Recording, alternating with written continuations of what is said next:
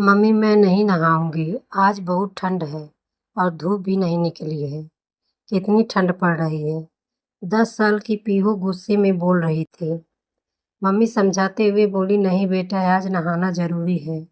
आज तो मकर संक्रांति है। इस दिन तो बहुत बड़ा नहान होता है। सब लोग इस दिन नहाते हैं। इलाहाबाद में संगम पे लोग सुबह से ही डुबकियां लगाने लगते हैं। सूर्य देवता को अर्घ दिया जाता है।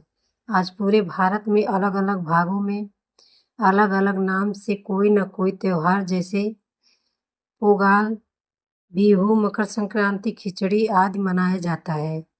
14 जनवरी को मकर संक्रांति हिंदुओं के एक पर्व के रूप में मनाया जाता है।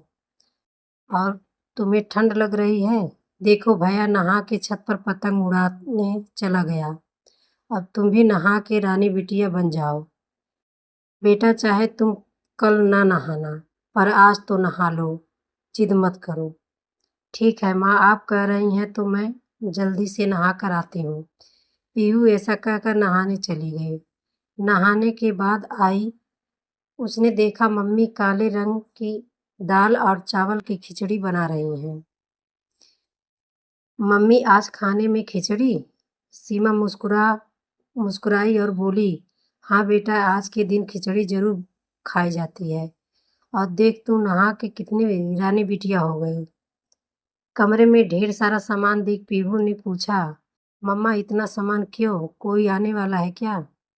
कुछ दान भी करना था, इसलिए सीमा बहू ढेर सारा सामान लेकर आई थी। कुछ खाने पीने का और साथ में कुछ कंबल भी। और उसमें खाने पीने का सामान गज्जक, मूंगफली, तेल, गुड़, फल लेकर आई थी। सीमा ने बोला, बेटा गरीबों को दान बहुत अच्छा माना जाता है। खाने पीने का सामान सीमा जाकर मंदिर में बांट आई। रात में खाना खाने के बाद सीमा अपने पति आलोक के साथ गाड़ी में बैठकर अपने लाए हुए कंबलों को लेकर सड़क पर निकल गए। बेटा आरव ने पूछा, मम्मा हम लोग इतनी रात में कहाँ जा रहे हैं? बेटा इतनी समय सही जरूरतमंद लोग मिलते हैं। रात के 10 बज रहे थे और सीमा और अनिल फुटपाथ पर गरीब लोगों को ढूंढ रही थी कि कौन कहीं ठंड में ठिठुर रहा है तो हम उन्हें कंबल दे दें।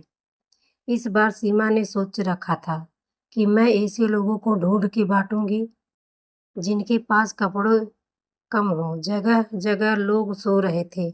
कोई आग सेक रहा था। उनको किसी विकलांग, किसी जरूरतमंद को कंबल दिए। उसके पास 3 कंबल बचे थे। वह एक जगह रुके। वहां पर पतले से कंबल में लगा कोई 2 लोग सो रहे हैं। कंबल में जो लोग सो रहे थे वह रिक्शे वाले थे। सीमा के पति अनिल ने जाकर उसको उठाया और बोला, कंबल ले लीजिए। सीमा देखकर आश्चर्यचकित रह गई। कंबल के अंदर से 3 लोग निकले। पतले कंबल में 3 लोग अपने ठंड मिटाने की कोशिश कर रहे थे। सीमा ने उनको अपने तीनों कंबल दिए। उन लोगों ने बहुत ही मन से आशीर्वाद दिया। पीहू और आरव को भी आशीर्वाद दिया। बोला कि आपके बच्चे बहुत खुश रहे। वह रिक्शे वाले वाकई गरीब थे। उनके पास घर भी नहीं था, साथ में कंबल भी। यह सब देख सीमा की आंखों में आंसू आ गए। उसने सोचा, मैं हर साल ऐसे ही अपने दान का सामान फुटपाथ पर लोगों को ढूंढ ढूंढ के ही बांटूंगी। साथ ही भगवान का बहुत बहुत शुक्रिया अदा किया कि भगवान ने उनको इतना संबल बनाया है कि वह कुछ लोगों को कुछ दे सके, उनकी सहायता कर सके।